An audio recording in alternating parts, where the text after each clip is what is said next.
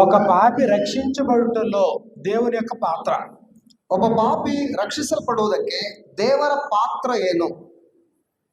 దేవుని పోలిక దేవుని స్వరూపంలో సృజించబడిన తర్వాత ఆ పోలికను కోల్పోయినటువంటి నరుడు పట్ల ದೇವರ ಹೋಲಿಕೆಯಲ್ಲಿ ದೇವರ ಸ್ವರೂಪದಲ್ಲಿ ಉಂಟು ಮಾಡಲ್ಪಟ್ಟಂತ ಮನುಷ್ಯ ಅದನ್ನ ಕಳ್ಕೊಂಡ ಮೇಲೆ ಸೈತಾನನ ಪಕ್ಷಕ್ಕೆ ಹೋದ ಮೇಲೆ తిరిగి మళ్ళీ దేవుడు వెనక్కి రప్పించడానికి దేవుడు ఇష్టపడతా ఉన్నాడు. ಪುನಃ ದೇವರು ತನ್ನ ಬಳಿಗೆ ಅವನನ್ನು ಕರೆದುಕೊಂಡು ಬರುವುದಕ್ಕೆ ದೇವರು ಅಪೇಕ್ಷೆ ಪಡ್ತಾ ಇದ್ದಾನೆ.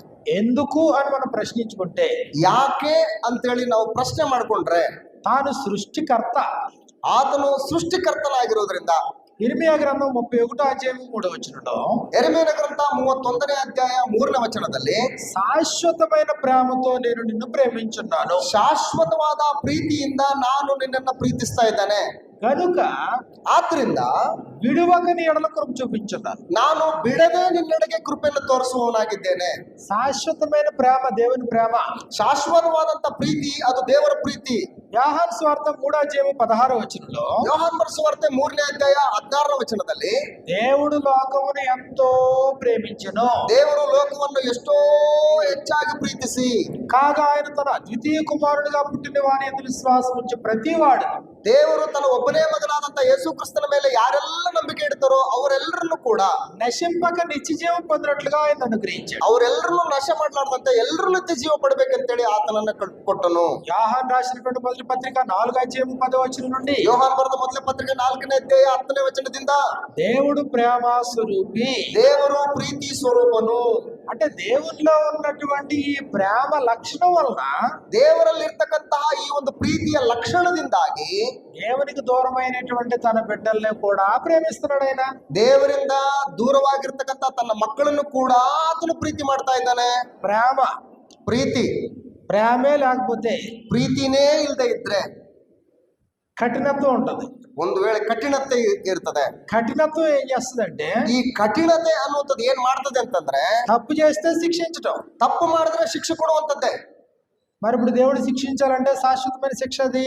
ದೇವರು ಶಿಕ್ಷೆ ನಮಗೆ ಕೊಡ್ಬೇಕಂತಂದ್ರೆ ಆ ಶಿಕ್ಷೆ ಎಂತದಂತಂದ್ರೆ ಶಾಶ್ವತವಾಗಿರುವಂತ ಶಿಕ್ಷೆ ಆಗಿರ್ತದೆ. భూమి మీద ఉన్నప్పుడు మనం తప్పు చేసినప్పుడు ఆ తప్పుకి శిక్ష అనుభవించాలంటే జైలు ద్వారా ఏదో కొన్ని నెలలో లేకపోతే కొంత ఫైనో లేకపోతే ఏదో కొన్ని సంవత్సరాల శిక్ష ఉంటది. ಭೂಮಿ ಮೇಲೆ ನಾವು ಯಾವ್ದಾದ್ರು ತಪ್ಪು ಮಾಡಿದಾಗ ಆ ತಪ್ಪಿಗೆ ತಕ್ಕಂತ ಶಿಕ್ಷೆಯನ್ನ ಜೈಲಲ್ಲೋ ಅಥವಾ 1 ವರ್ಷನೋ 2 ವರ್ಷನೋ 6 ತಿಂಗಳೋ ನಾವು ಆ ಶಿಕ್ಷೆಯನ್ನು ಅನುಭವಿಸಬೇಕಾಗ್ತದೆ. కానీ మనం చేసినటువంటి తప్పిదాలు అపరాధాల పాపాలకు దేవుడు శిక్షించాలంటే ಆದ್ರೆ ನಾವು ಮಾಡಿದಂತ ಅಪರಾಧಗಳಿಗೋಸ್ಕರ ತಪ್ಪುಗಳಿಗೋಸ್ಕರ ದೇವರು ನಮ್ಮನ್ನ ಶಿಕ್ಷೆ ಪಡಿಸ್ಬೇಕು ಅಂತಂದ್ರೆ అగ్ని ఆరని పురుగు చావని ఉన్నతమైనటువంటి శిక్షలు దించాలి. ಅಗ್ನಿ ಆರದಂತಹ ಹುಳು ಸಾಯದಂತಹ ಉನ್ನತವಾದಂತಹ ಶಾಶ್ವತವಾದಂತಹ ಶಿಕ್ಷೆನ ನಮಗೆ ಕೊಟ್ಟಿದ್ದಾರೆ. తరతరాలు యుగ యుగాలు శిక్షించబడే స్థితికి పోవాలి. ತರತರಾಂತರಗಳಿಂದಲೂ ಯುಗ ಯುಗಗಳವರೆಗೂ ಕೂಡ ಶಿಕ್ಷಿಸಲ್ಪಡುವಂತ ಶಿಕ್ಷೆ. మరి దాన్ని అనిపించడానికి మనం సిద్ధంగా ఉన్నామా? ಅದನ್ನು ಅನುಭವಿಸುವುದಕ್ಕೆ ನಾವು ಸಿದ್ಧವಾಗಿದ್ದೇವಾ? దేవుని యొక్క ఉగ్రతను భరించడానికి సిద్ధంగా ఉన్నామా? ದೇವರ ಉಗ್ರತೆಯನ್ನು ನಾವು ಭರಿಸುವುದಕ್ಕೆ ನಾವು ಸಿದ್ಧವಾಗಿದ್ದೇವಾ? కాబట్టి దేవుడు ఎంత ప్రేమ కలిగిన వాడు, ದೇವರು ಎಷ್ಟು ಪ್ರೀತಿ ಉಳ್ಳವನಾಗಿದ್ದಾನೋ అంతటి ఉగ్రుడు కూడా. ಅಷ್ಟೇ ಉಗ್ರನು ಕೂಡ ಆಗಿದ್ದಾನೆ.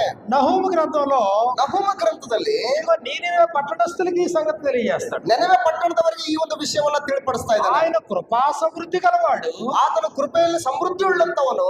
అదే సమయంలో ಅದೇ ಸಮಯದಲ್ಲಿ ఆయన ఉగ్రుడు. ಆತನು ಭಯಂಕರನು, ಉಗ್ರನು.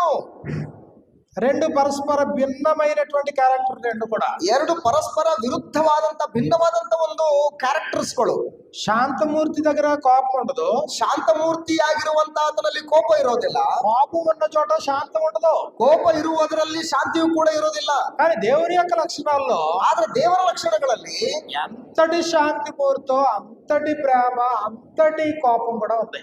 ದೇವರು ಎಷ್ಟು ಶಾಂತಿಯೋ ಅಷ್ಟೇ ಆತನು ಕೋಪ ಉಳ್ಳವನಾಗಿದ್ದಾನೆ. కానీ ఈ భూమి మీద ఉన్నప్పుడు, ಆದ್ರೆ ನಾವು ಈ ಭೂಮಿ ಮೇಲಿರುವಾಗ, ఈ దేహంలో మనం బ్రతుకుతూ ఉన్నప్పుడు, ನಾವು ದೇಹದಲ್ಲಿ ಬದುಕುತ್ತಿರುವಂತ ಸಂದರ್ಭದಲ್ಲಿ దేవుడు కృప అనేది మనకు అవకాశం కలుగజేస్తూ ఉంది. ದೇವರ ಕೃಪೆ ಅನ್ನುವಂಥದ್ದು ನಮಗೆ ಅವಕಾಶವನ್ನು ಕಲ್ಪಿಸಿಕೊಡ್ತಾ ಇದೆ. ఒకవేళ మనం నిజంగా మనం సీరియస్ గా ఆలోచించగలిగితే, ನಾವು ಒಂದು ವೇಳೆ ಗಂಭೀರವಾಗಿ ಅದನ್ನ ಸೀರಿಯಸ್ ಆಗಿ ನಾವು ಆಲೋಚನೆ ಮಾಡೋದಾದ್ರೆ దేవుడు నాకంటే తన కుమారుడైన క్రీస్తుని ఎక్కువ ప్రేమిస్తున్నాడా, ఆయన కంటే నన్ను ఎక్కువ ప్రేమించాడా? ದೇವರು ನನಗಿಂತಲೂ ತನ್ನ ಮಗನಾದಂತ ಯೇಸು ಕ್ರಿಸ್ತನನ್ನೇ ಹೆಚ್ಚಾಗಿ ಪ್ರೀತಿ ಮಾಡ್ತಾ ಇದ್ದಾನ? ತನ್ನ ಮಗನಿಗಿಂತಲೂ ಹೆಚ್ಚಾಗಿ ನಮ್ಮನ್ನು ಪ್ರೀತಿ ಮಾಡ್ತಾ ಇದ್ದಾನ? మన కొరకు క్రీస్తు ప్రభుని ఇచ్చాడా, క్రీస్తు ప్రభు కొరకు మనం ఉన్నామా?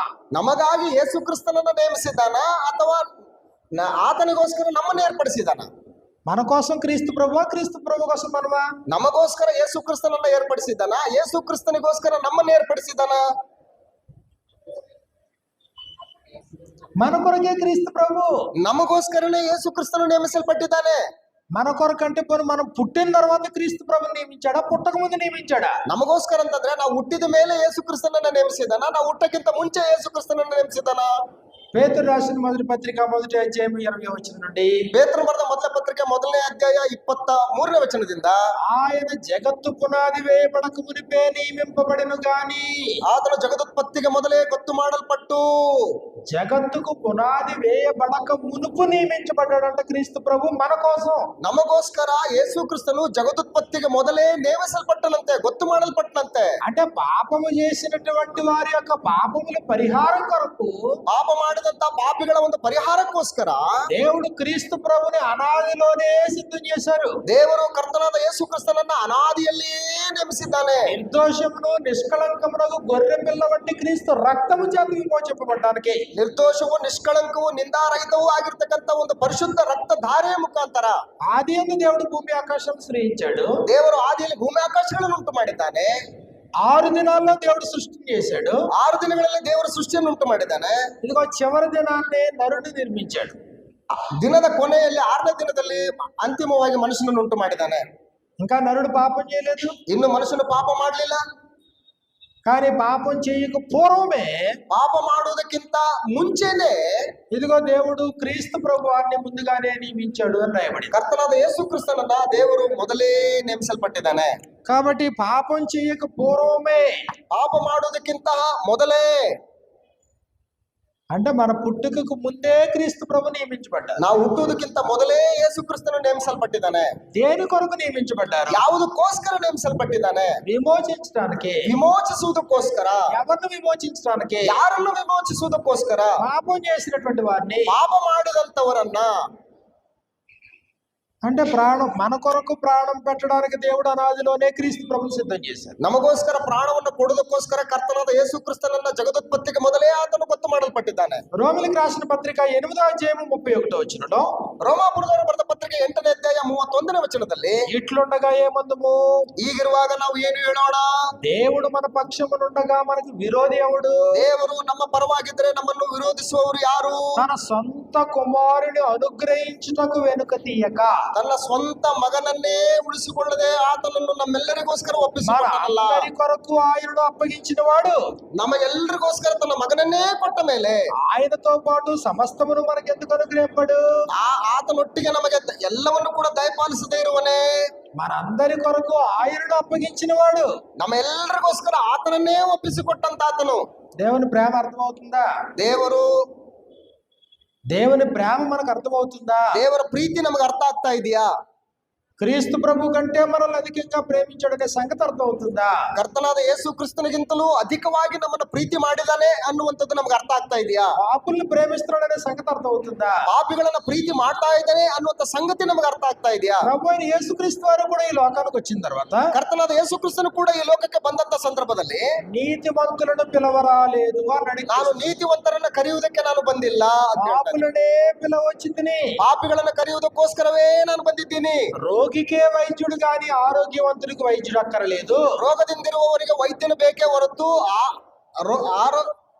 ఆరోగ్యం గల వారికి వైద్యుడు అక్కరలేదు. ಆರೋಗ್ಯದಿಂದಿರುವವನಿಗೆ ವೈದ್ಯನು ಬೇಕಾಗಿಲ್ಲ. ఇదిగో నశించిన దానిని వెదకి రక్షించడానికే మనిషి కుమారుడు ఈ లోకానికి వచ్చాడు. ನಶಿಸಿ ಹೋಗಿರುವಂತದ್ದನ್ನ ಹುಡುಕಿ ರಕ್ಷಿಸೋದಕ್ಕೋಸ್ಕರ ಯೇಸು ಕ್ರಿಸ್ತನು ಈ ಲೋಕಕ್ಕೆ ಬಂದಿದ್ದಾನೆ. అంటే పాపం చేసి దూరమైనటువంటి వానికి మొట్టమొదటి అర్థం కావాల్సిన సంగతి ఏంటంటే దేవుని ప్రేమ. ಪಾಪ ಮಾಡಿ ದೇವರಿಂದ ದೂರವಾಗಿರ್ತಕ್ಕಂಥ ವ್ಯಕ್ತಿಗೆ ಮೊಟ್ಟ ಮೊದಲನೇದಾಗಿ ಅರ್ಥವಾಗಬೇಕಾಗಿರೋದು ಏನಪ್ಪಾ ಅಂತಂದ್ರೆ ದೇವರ ಪ್ರೀತಿ. పాపం చేసినటువంటి నిన్ను లోకం ద్వేషించొచ్చు. ಪಾಪ ಮಾಡಿದಂತ ನಿನ್ನನ್ನ ಲೋಕ ಒಂದು ವೇಳೆ ದ್ವೇಷ ಮಾಡಿದ್ರು ಮಾಡಬಹುದು. నువ్వు పాపివి అని తెలిస్తే నీ తల్లిదండ్రులను ద్వేషించొచ్చు. ನೀನು ಪಾಪಿ ಅನ್ನುವಂಥದ್ದು ಗೊತ್ತಾದ್ರೆ ನಿನ್ನ ತಂದೆ ತಾಯಿಗಳು ನಿನ್ನನ್ನು ದ್ವೇಷ ಮಾಡಬಹುದು. దుర్మార్గుడివి దుష్టుడు అని తెలిస్తే నీ చుట్టూ ఉన్న సమాజాన్ని ద్వేషించొచ్చు. ನೀನು ದುರ್ಮಾರ್ಗಿ, ನೀನು ದುಷ್ಟ ಅನ್ನುವಂಥದ್ದನ್ನ ಗುರುತಿಸಿದ್ರೆ ನಿನ್ನ ಸುತ್ತಮುತ್ತಲಿರ್ತಕ್ಕಂಥವ್ರು ನಿನ್ನನ್ನ ದ್ವೇಷ ಮಾಡಬಹುದು. కానీ నిన్ను ప్రేమించే ఆయన ఉన్నారు. ಆದ್ರೆ ನಿನ್ನನ್ನ ಪ್ರೀತಿಸುವಂತ ಆತನು ಒಬ್ಬ ಆತನಿದ್ದಾನೆ. ఆయన సృష్టికర్త అయినటువంటి దేవుడు. ಆತನ ಸೃಷ್ಟಿಕರ್ತನಾದಂತಹ ದೇವರು. ఆయన ప్రేమలో వెలితి లేదు. ಆತನ ಒಂದು ಪ್ರೀತಿಯಲ್ಲಿ ಯಾವುದೇ ರೀತಿಯಾದಂತಹ ಕೊರತೆ ಇಲ್ಲ. శాశ్వతమైన ప్రేమతో ప్రేమించున్నాడు. ಶಾಶ್ವತವಾದ ಪ್ರೀತಿಯಿಂದ ನಮ್ಮನ್ನೆಲ್ಲರನ್ನು ಪ್ರೀತಿ ಮಾಡ್ತಾ ಇದ್ದಾನೆ. కాబట్టి విడువక నీ యొక్క కృప చూపిస్తూ ఉన్నాడు. ಆದ್ದರಿಂದ ಬಿಡದೆ ಆತನು ನಮ್ಮೆಡೆಗೆ ಕೃಪೆಯನ್ನು ತೋರಿಸುವವನಾಗಿದ್ದಾನೆ. ఆయన ప్రేమ ఆయన కృప నిన్ను వెంటాడుతూ ఉంది. ಆತನ ಪ್ರೀತಿ ಆತನ ಕೃಪೆ ನಮ್ಮನ್ನ ಹಿಂಬಾಲಿಸ್ತಾನೇ ಇದೆ. కాబట్టి లోకమంతా నిన్ను ద్వేషించిన, ಲೋಕವೆಲ್ಲವೂ ಕೂಡ ನಿನ್ನನ್ನು ದ್ವೇಷ ಮಾಡಿದ್ರು ಕೂಡ, నీ జీవితం నీకు అసహ్యాన్ని పుట్టించిన, ನಿನ್ನ ಜೀವಿತ ನಿನಗೆ ಅಸಹ್ಯವನ್ನು ಉಂಟು ಮಾಡಿದ್ರೂ ಕೂಡ, నీ జీవితం నీకు వెక్కసమైపోయినా, ನಿನ್ನ ಜೀವಿತ ನಿನಗೆ ಅಸಹ್ಯಕರವಾಗಿದ್ರೂ ಕೂಡ, నిన్ను ప్రేమించే ఒక ఆయన ఉన్నాడని గుర్తించు. ನಿನ್ನನ್ನು ಪ್ರೀತಿಸುವಂತ ಆತನು ಒಬ್ಬಾತನು ಇದೇನೆ ಅನ್ನುವಂಥದ್ದನ್ನು ನೀನು ಗುರುತಿಸು. దేవుని యొక్క ప్రేమను పొందడానికి నువ్వు వెనకాడొద్దు. ನೀನು ದೇವರ ಪ್ರೀತಿಯನ್ನ ಹೊಂದುವುದಕ್ಕೆ ನೀನು ಹಿಂದಕ್ಕೆ ನೋಡಬೇಡ. దేవుని యొక్క ప్రేమను అర్థం చేసుకోవడానికి ప్రభువైన యేసుక్రీస్తు వారు అద్భుతమైన ఒక సంఘటన చెప్పడం జరిగింది. ದೇವರ ಪ್ರೀತಿಯನ್ನು ಅರ್ಥ ಮಾಡಿಕೊಳ್ಳೋದಕ್ಕೆ ಕರ್ತನಾದ ಯೇಸು ಕ್ರಿಸ್ತನವರು ಒಂದು ಅದ್ಭುತವಾದಂತ ಸಂಗತಿಯನ್ನ ಹೇಳಿದಂತದನ್ನ ನಾವು ಗಮನಿಸ್ತೇವೆ. ఒక తండ్రికి ఇద్దరు కుమారులు ఉన్నారు. ಈಗ ಒಬ್ಬ ತಂದೆಗೆ ಇಬ್ಬರು ಮಕ್ಕಳಿದ್ದಾರೆ. అందులో చిన్నవాడు తండ్రి దగ్గరికి పోయి, ಅದರಲ್ಲಿ ಒಬ್ಬ ಚಿಕ್ಕವನು ತಂದೆಯ ಬಳಿಗೆ ಹೋಗಿ, తండ్రి నాకు వచ్చి ఆస్తిలో భాగం ఇవ్వని తండ్రి. ತಂದೆ ನನಗೆ ಬರ್ತಕ್ಕಂತ ಆಸ್ತಿಯಲ್ಲಿ ನನಗೆ ಪಾಲನ್ನು ಕೊಡು ಅಂತ ಕೇಳ್ತಾ ಇದ್ದಾನೆ. ఆ తండ్రి ఆస్తిని పంచేశాడు.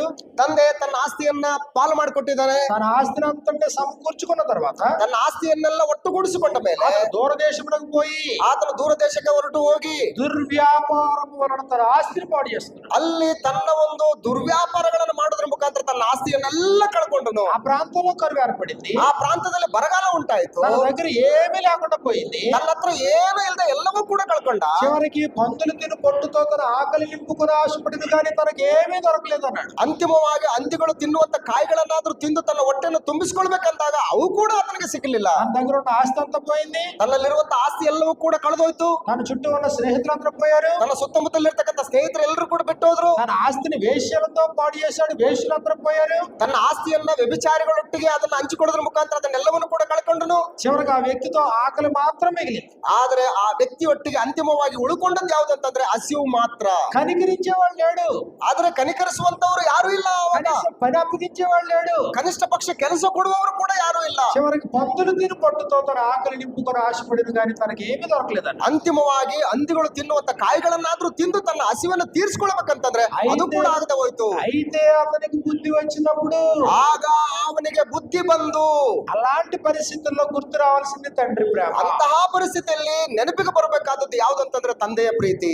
స్నేహితుల ప్రేమ తాత్కాలికం, ಸ್ನೇಹಿತರ ಪ್ರೀತಿ ತಾತ್ಕಾಲಿಕ, వేశ్యల ప్రేమ తాత్కాలికం, ವೇಶ್ಯರ ಪ್ರೀತಿ ತಾತ್ಕಾಲಿಕ, డబ్బులు నీ దగ్గర ఉండే ధనం తాత్కాలికం, ಆ ಹಣ ಇರುವಷ್ಟು ಕಾಲದವರೆಗೆ ಮಾತ್ರ ಅದರ ಪ್ರೀತಿ.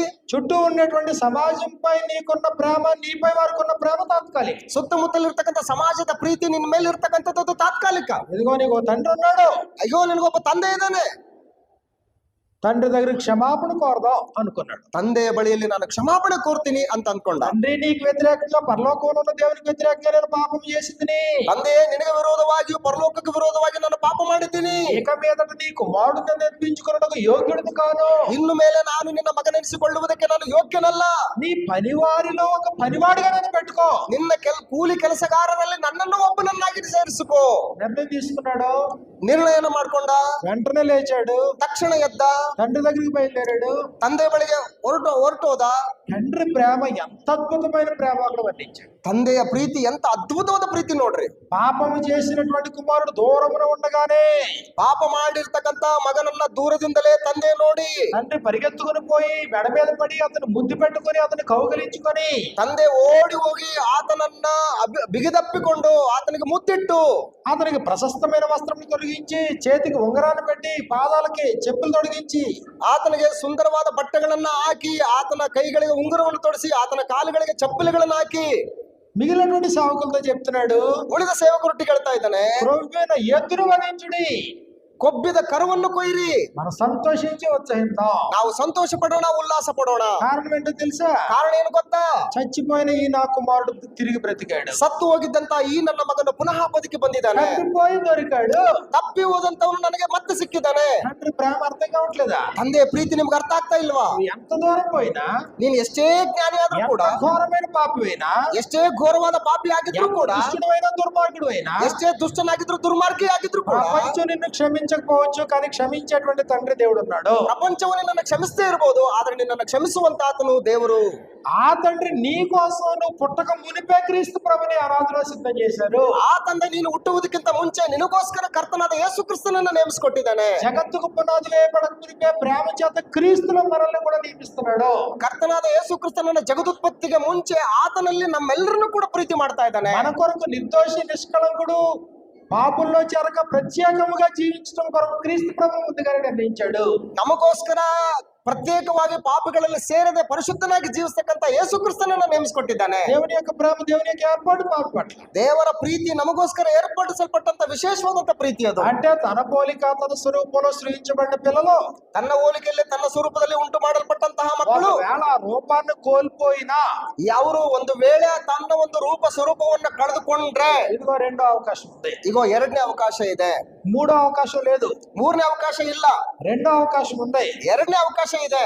తల్లి గర్భము ద్వారా ఈ లోకంలో జన్మించినటువంటి నరుడు, ತಾಯಿಯ ಗರ್ಭದಿಂದ ಈ ಭೂಲೋಕದೊಳಗೆ ಜನ್ಮಿಸಿದಂತಹ ಒಬ್ಬ ವ್ಯಕ್ತಿ ఇదిగో తన పవిత్రతను పరిశుద్ధతను కోల్పోయినప్పుడు, ತನ್ನ ಪವಿತ್ರತನ್ನ ಪರಿಶುದ್ಧತನ್ನ ಕಳೆದುಕೊಂಡಾಗ తిరిగి మళ్ళీ పునర్జన్మ అనేటువంటి ఇంకో జన్మను అనుగ్రహించాడు. ಪುನಃ ಪುನರ್ಜನ್ಮವನ್ನು ಹೊಂದುವಂತಹ ಇನ್ನೊಂದು ಜನ್ಮವನ್ನ, ఇది తల్లి గర్భం ద్వారా వచ్చే జన్మ కాదు. ಇದು ತಾಯಿಯ ಗರ್ಭದಿಂದ ಬರ್ತಕ್ಕಂಥ ಜನ್ಮ ಅಲ್ಲ. ಇದು నీటి మూలముగాను ఆత్మ మూలముగాను తిరిగి జన్మించే జన్మ. ನೀರಿನಿಂದಲೂ ಆತ್ಮನಿಂದಲೂ ಹುಟ್ಟುವಂತಹ ಒಂದು ಜನ್ಮ. అంటే ఒక జన్మ ఫెయిల్ అయితే ಒಂದು ಜನ್ಮ ಫೇಲ್ ಆದ್ರೆ రెండో జన్మకు అవకాశం ఉంది. ಎರಡನೇ ಜನ್ಮಕ್ಕೆ ಅವಕಾಶ ಇದೆ. ఒకవేళ పసిపిల్లలుగా ఉన్నప్పుడు చనిపోయారు అనుకోండి, ಒಂದು ವೇಳೆ ಹಸುಗೂಸುಗಳಾಗಿದ್ದಾಗ ಸತ್ತೋದ್ರು ಅಂತ ಇಟ್ಕೊಳ್ಳಿ, అంటే మొదటి జన్మ వాళ్ళ జీవితంలో ఫెయిల్ అవ్వలేదు. ಅಂದ್ರೆ ಅವರು ಮೊದಲನೇ ಜನ್ಮದಲ್ಲಿ ಅವರು ಫೇಲ್ ಆಗ್ಲಿಲ್ಲ. లేదు, మొదటి జన్మ విషయంలో ఫెయిల్ అయ్యామనుకోండి, ಇಲ್ಲ, ಮೊದಲನೇ ಜನ್ಮದಲ್ಲಿ ಅವರು ಫೇಲ್ ಆದ್ರು ಅಂತ ಇಟ್ಕೊಳ್ಳಿ, రెండో జన్మకు అవకాశం ఉంది. ಎರಡನೇ ಜನ್ಮವನ್ನು ಪಡೆಯುವುದಕ್ಕೆ ಅವಕಾಶ ಇದೆ. వృద్ధుడైనటువంటి నీకోదేముతో ప్రభు అయిన యేసుక్రీస్తు వారు మాట్లాడిన మాటలవి. ವಯಸ್ಸಾಗಿರ್ತಕ್ಕಂಥ ನಿಕೋದೇಮನೊಟ್ಟಿಗೆ ಕರ್ತನಾದ ಯೇಸು ಕ್ರಿಸ್ತನವರು ಮಾತಾಡ್ತಾ ಇದ್ದಾರೆ. ఒకవేళ మనం తల్లి గర్భం ద్వారా ఈ లోకంలో జన్మించి, ನಾವು ಒಂದು ವೇಳೆ ತಾಯಿಯ ಗರ್ಭದಿಂದ ಈ ಲೋಕದೊಳಗೆ ಜನ್ಮಿಸಿ ಬಂದು యథార్థవంతులుగా జన్మించి, ಸತ್ಯವಂತರಾಗಿ ಜೀವಿಸಿ, దేవుని పోలిక దేవుని స్వరూపంలో జన్మించి, ದೇವರ ಹೋಲಿಕೆ ದೇವರ ಸ್ವರೂಪದಲ್ಲಿಯೇ ಇದ್ದುಕೊಂಡು ఒకవేళ లోకం యొక్క ప్రభావం వల్ల, అపవాది యొక్క శోధన వల్ల తొలగిపోయినా, ಒಂದು ವೇಳೆ ಲೋಕದ ಒಂದು ಶೋಧನೆಯಿಂದಾಗಿ, ಸೈತಾನನ ಶೋಧನೆಯಿಂದಾಗಿ ದೇವರಿಂದ ನಾವು ತೊಲಗಿ ಹೋದ್ರೆ మళ్ళీ తిరిగి మళ్ళీ జన్మించే అవకాశం ఉందని గుర్తించాలి. ಮತ್ತೆ ಪುನಃ ಜನ್ಮಿಸುವುದಕ್ಕೆ ಅವಕಾಶ ಇದೆ ಅನ್ನುವಂಥದ್ದನ್ನ అది ಗುರುತಿಸಬೇಕು. తల్లి గర్భం ద్వారా జన్మించే జన్మ కాదని గుర్తించాలి. ಅದು ತಾಯಿಯ ಗರ್ಭದಿಂದ ಪುನಃ ಜನ್ಮಿಸುವಂತಹ ಜನ್ಮ ಅಲ್ಲ ಅನ್ನುವಂಥದ್ದನ್ನ అది నీటి ಗುರುತಿಸಬೇಕು. మూలముగాను ఆత్మ మూలముగాను జన్మించే జన్మను గుర్తించాలి. ಅದು ನೀರಿನಿಂದಲೂ ಆತ್ಮನಿಂದಲೂ ಹುಟ್ಟುವಂತಹ ಜನ್ಮ ಎಂಬುದಾಗಿ దానికి ಗುರುತಿಸಬೇಕು. వయసుతో సంబంధం లేదని గుర్తించాలి. ಅದು ವಯಸ್ಸಿನೊಟ್ಟಿಗೆ ಯಾವುದೇ ರೀತಿಯಾದಂತಹ ಸಂಬಂಧ ಇಲ್ಲ ಅನ್ನುವಂಥದ್ದನ್ನು ಗುರುತಿಸಬೇಕು. ముసలివాడైన మనుషుడైనను తిరిగి జన్మించగలని గుర్తించాలి. ಅವನು ಮುದುಕನಾದ್ರೂ ಕೂಡ ಅವನು ತನ್ನ ಯಾರೆಂಬುದನ್ನು ಗುರುತಿಸಿಕೊಂಡು ಪುನಃ ಅವನು ಜನ್ಮಿಸಬಹುದು. కానీ తండ్రి అయినటువంటి దేవుడు ప్రభు అయిన క్రీస్తు ద్వారా మన కొరకు చేసినటువంటి ఏర్పాట్లు ఉన్నాయి. ತಂದೆಯಾದಂತ ದೇವರು ಕರ್ತನಾದ ಯೇಸು ಕ್ರಿಸ್ತನ ಮುಖಾಂತರ ನಮಗೋಸ್ಕರ ಏರ್ಪಡಿಸಲ್ಪಟ್ಟಂತಹ ಏರ್ಪಾಟುಗಳಿದಾವೆ. రక్షించబడ్డ కొరకు దేవుడు చేసినటువంటి ఏర్పాట్లో రెండో ఏర్పాటు ఏంటంటే, ರಕ್ಷಿಸಲ್ಪಡುವುದಕ್ಕಾಗಿ ಏರ್ಪಡಿಸಿದಂತಹ ದೇವರ ಏರ್ಪಾಟುಗಳಲ್ಲಿ ಎರಡನೇದು ಏನು ಅಂತಂದ್ರೆ, ఇదిగో దేవుని యొక్క సంగతులు సందేశాన్ని ప్రభు అయిన క్రీస్తు ద్వారా మనకు అనుగ్రహించాడు. ದೇವರು ತನ್ನಲ್ಲಿರ್ತಕ್ಕಂಥ ಸಂದೇಶಗಳನ್ನ ತನ್ನ ಮಗನಾದಂತ ಯೇಸು ಕ್ರಿಸ್ತನ ಮುಖಾಂತರ ನಮಗೆ ತಿಳಿಪಡಿಸ್ತಾ ಇದ್ದಾನೆ. సందేశం లేకపోతే మనుషుల్లో మార్పు లేదు. ಸಂದೇಶಗಳು ಇಲ್ಲ ಅಂತಂದ್ರೆ ಮನುಷ್ಯನಲ್ಲಿ ಬದಲಾವಣೆಗಳು ಬರೋದಿಲ್ಲ. వాడు పాపి అని గ్రహించాలంటే సందేశం వినాలి. ಒಬ್ಬ ಮನುಷ್ಯ ತಾನು ಪಾಪಿ ಎಂಬುದಾಗಿ ಗುರುತಿಸಬೇಕು ಅಂತಂದ್ರೆ ಸಂದೇಶ ಅನ್ನುವಂಥದ್ದು ಬಹಳ ಮುಖ್ಯ. సందేశం వినకపోతే మార్పు రాదు. ಸಂದೇಶವನ್ನು ಕೇಳದಿದ್ದರೆ ಮಾರ್ಪಾಟು ಬರೋದಿಲ್ಲ. ఇదిగో ఒకవేళ హృదయం కఠినమైన, ಒಂದು ವೇಳೆ ಹೃದಯ ಕಠಿಣ ಆದ್ರೂ ಕೂಡ ఇదిగో శక్తి కలిగినటువంటి వాక్యము సాత్వికతో అంగీకరించాలి అన్నాడు. ಶಕ್ತಿಯುಳ್ಳಂತಹ ಮಾತುಗಳನ್ನ ಸಾತ್ವಿಕತೆಯಿಂದ ನೀನು ಅಂಗೀಕರಿಸಬೇಕು ಅಂತ ಹೇಳ್ತಾ ಇದ್ದಾರೆ. యాకోబు రాసిన పత్రిక మొదటి అధ్యాయంలో మనం చూసినప్పుడు ಯಾಕೋಬನು ಬರೆದ ಪತ್ರಿಕೆ ಮೊದಲನೇ ಅಧ್ಯಾಯದಲ್ಲಿ ನಾವು ನೋಡಿದಾಗ 21వ వచనంలో మనకి ఇలా వ్రాయబడింది, 21ನೇ ವಚನದಲ್ಲಿ ನಮಗೆ ಈ ರೀತಿಯಾಗಿ ಬರೆಯಲ್ಪಟ್ಟಿದೆ. అందుచేత సమస్త కల్మషమును, ನಿಮ್ಮಲ್ಲಿರುವಂತಹ ಎಲ್ಲಾ ನಿಷ್ಕಳಂಕವನ್ನ ನಿಷ್ಕಲ್ಮಶವನ್ನ ತೆಗೆದುಹಾಕಿ, వెర్రవీగుచున్న దుష్టత్వమును మాని, ನಿಮ್ಮಲ್ಲಿರ್ತಕ್ಕಂಥ ಎಲ್ಲಾ ದುಷ್ಟತ್ವಗಳನ್ನ ತೆಗೆದು ಹಾಕಿ, లోపల నాటబడి మీ ఆత్మను రక్షించుటకు శక్తి గల వాక్యము సాత్వికముతో ನಿಮ್ಮ అంగీకరించుడి. ಹೃದಯಗಳಿಗೆ ನಾಟಿಕೊಂಡು ನಿಮ್ಮ ಆತ್ಮಗಳನ್ನ ಕಾಪಾಡುವುದಕ್ಕೆ ಶಕ್ತವಾಗಿರುವಂತಹ ವಾಕ್ಯಕ್ಕೆ ನೀವು ನಮ್ರತೆಯಿಂದ ಎಡೆಕೊಡ್ರಿ. కాబట్టి వాడు ఎంతటి పాప అయినా తాను పాపినని గ్రహించాలంటే మొట్టమొదటిగా ఏం చేయాలి? ಒಬ್ಬ ವ್ಯಕ್ತಿ ತಾನು ಪಾಪಿ ಎಂಬುದಾಗಿ ತಾನು ಗ್ರಹಿಸಿಕೊಳ್ಳೋದಕ್ಕೆ ಏನ್ ಮಾಡ್ಬೇಕಾಗಿದೆ? ఉపదేశాన్ని వినాలి. ಉಪದೇಶವನ್ನ ಕೇಳಬೇಕು. కల్మషం లేని ఉపదేశాన్ని వినాలి. ಕಲ್ಮಶವಿಲ್ಲದಂತ ಉಪದೇಶವನ್ನ ಕೇಳಬೇಕು. నిర్మలమైన పాలు అనబడే ఉపదేశాన్ని వినాలి. ಶುದ್ಧವಾದ ಹಾಲು ಎಂಬಂತಹ ಉಪದೇಶವನ್ನ ಕೇಳಬೇಕು. అపోస్తలుల బోధన వినాలి. ಅಪೋಸ್ತಲರ ಬೋಧನೆಯನ್ನು ಕೇಳಬೇಕು. అది మాత్రమే నిన్ను నీ ఇంటి వారిని రక్షించగలదు. ಅದು ಮಾತ್ರವೇ ನಿನ್ನನ್ನು ಮತ್ತು ನಿನ್ನ ಮನೆಯವರನ್ನು ಕೂಡ ರಕ್ಷಿಸಬಲ್ಲದು. కొర్నేలి అన్యజనుడైనా గాని ಕೊರ್ನೇಲನು ಅನ್ಯ ಜನನಾದ್ರೂ ಕೂಡ ఆ కొర్నేలి కుటుంబాన్ని రక్షించింది ఆ బోధే. ಕೊರ್ನೇಲನ ಕುಟುಂಬಸ್ಥರನ್ನ ಬದುಕಿಸಿದ್ದು ಕೂಡ ಆ ಮಾತೆ ಉಪದೇಶನೇ. అపోస్తల కార్యాలు 11వ అధ్యాయంలో మనం చూసినప్పుడు ಅಪೋಸ್ತಲರ ಕೃತ್ಯಗಳ ಪುಸ್ತಕ 11ನೇ ಅಧ್ಯಾಯನ ನಾವು ನೋಡಿದ್ರೆ 14వ వచనంలో మనకి ఇలా రాయబడింది.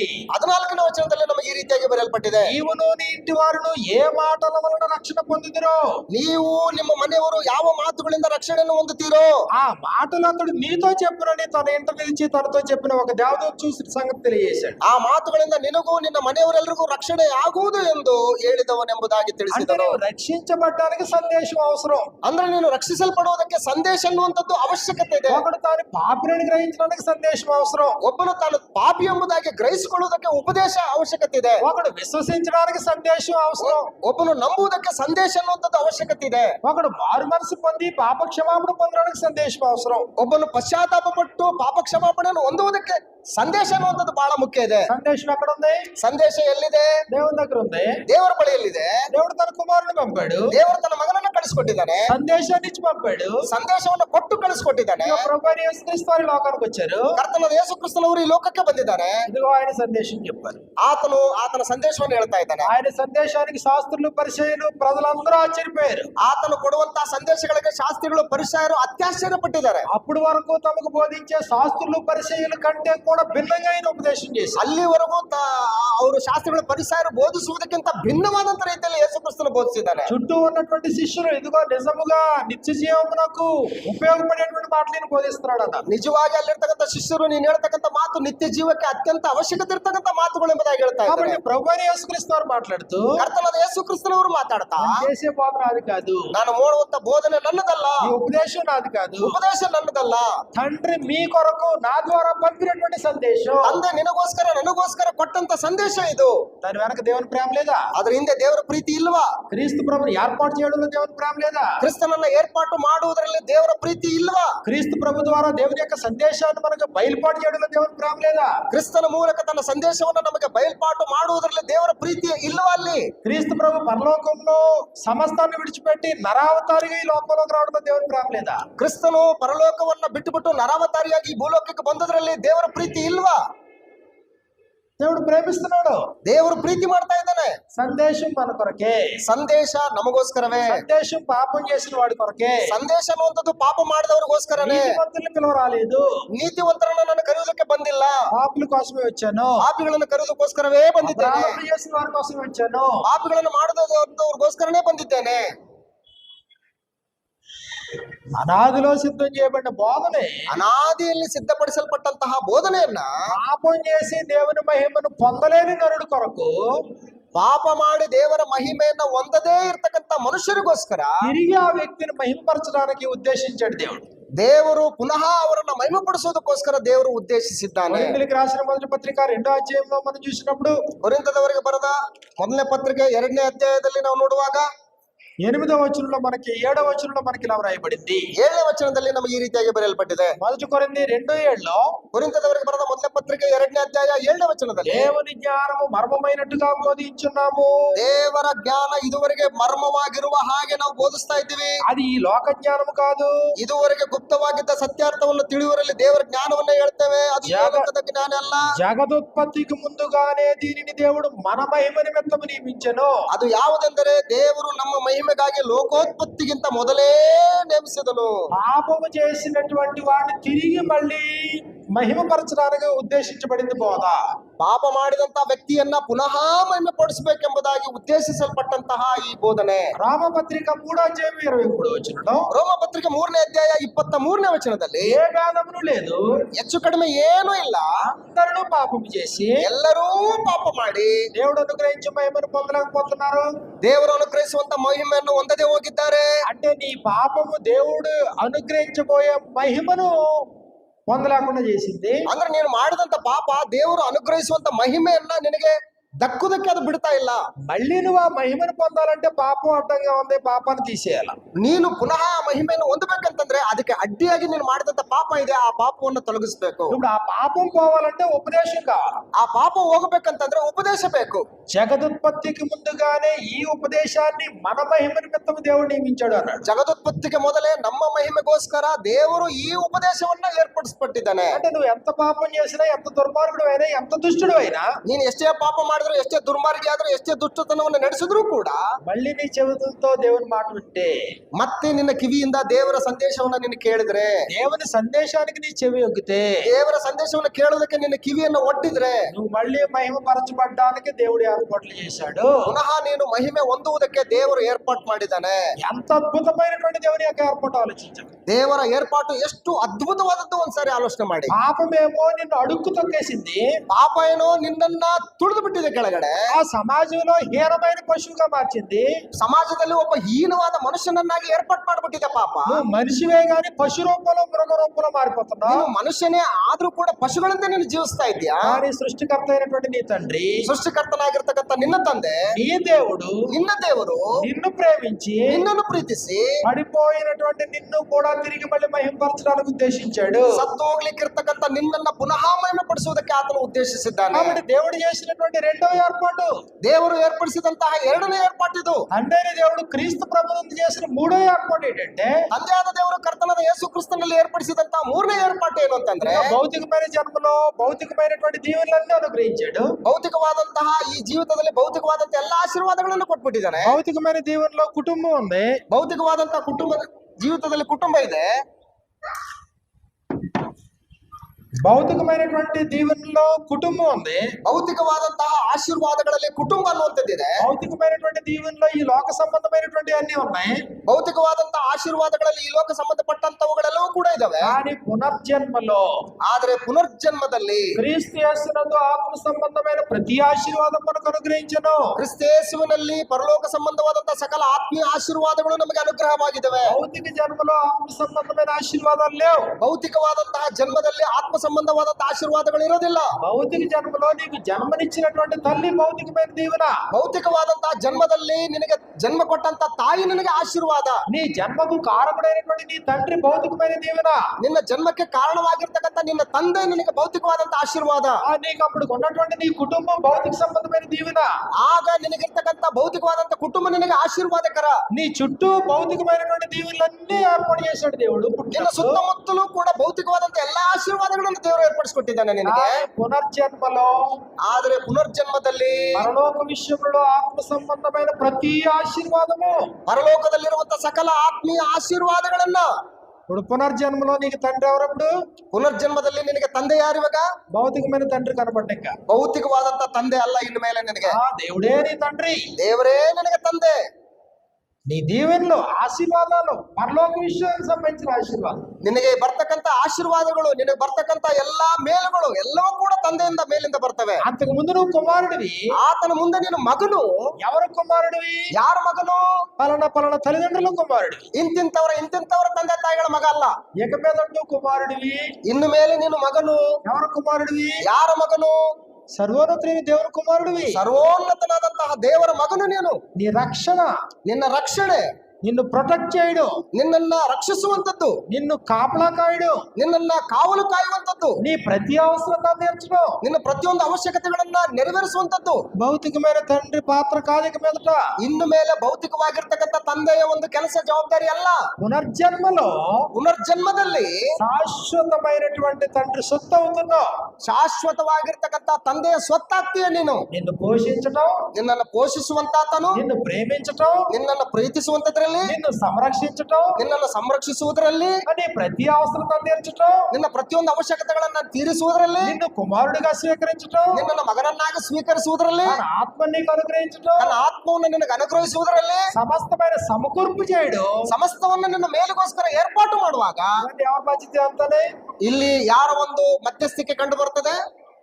శాశ్వతమైన తండ్రి పాత్ర ಶಾಶ್ವತವಾಗಿರ್ತಕ್ಕಂಥ ತಂದೆಯ ಪಾತ್ರ ಕಂಡು ಬರ್ತದೆ. అంటే భౌతికమైనటువంటి కుటుంబంలో నుండి ಭೌತಿಕವಾದಂತ ಕುಟುಂಬದೊಳಗಿಂದ ఆత్మ సంబంధమైనటువంటి కుటుంబంలో నువ్వు ట్రాన్స్ఫర్ అవుతున్నావు. ಆತ್ಮ ಸಂಬಂಧವಾದಂತ ಕುಟುಂಬದೊಳಗಡೆ ನೀನು ಟ್ರಾನ್ಸ್ಫರ್ ಆಗ್ತೀಯ. ఆత్మ సంబంధమైనటువంటి తండ్రికి బిడ్డ అవుతున్నావు. ಆತ್ಮ ಸಂಬಂಧವಾಗಿರ್ತಕ್ಕಂಥ ತಂದೆಗೆ ನಿನ್ನ ಮೇಲೆ ನಿನ್ನ ಮಗನಾಗ್ತೀಯ.